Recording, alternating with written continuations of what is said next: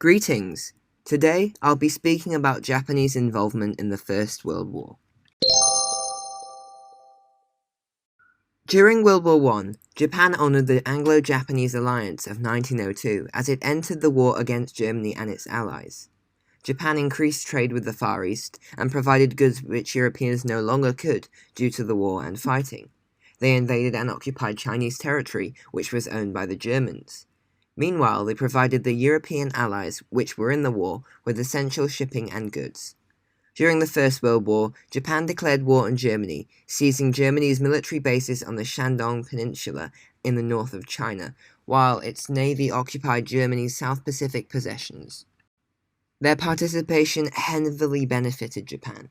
Firstly, they were able to expand and train their army by fighting in the First World War.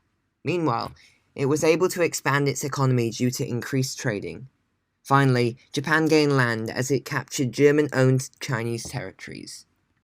In 1915, Japan released their 21 demands of China. Prior to joining the war, the Allies had promised them the recognition of Japanese control over previously German-administered areas of China, including the Shandong province.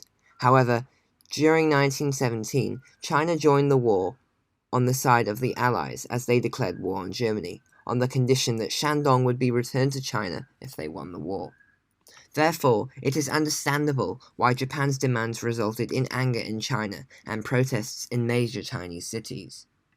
Despite Allied victory in 1918, China was forced to sign the Treaty of Versailles in 1919, which was conjoined with Japan's 21 demands, which included the recognition of Japanese control over previously German-administered areas of China, including the Shandong province. This enraged the Chinese public, who felt betrayed by the Western powers who had promised the return of the Shandong Peninsula to China in return for their assistance in the war.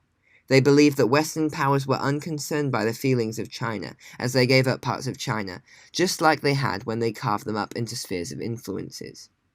Additionally, the Chinese saw the Treaty of Versailles as a symbol of Japanese aggression, as they were able to use their power and position to obtain what they wished for.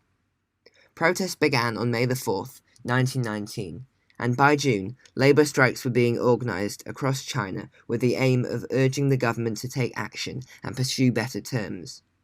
This resulted in a number of shops losing money and closing due to a lack of workers. Additionally, Japanese residents were attacked, while Japanese goods were boycotted and even destroyed by some protesters. It was not until the Washington Conference of 1922 when the situation was solved as Japan withdrew its territorial claims. Thank you for listening to another of my podcasts. Please subscribe to be notified of future episodes and check out my website, linked in the description, for more content.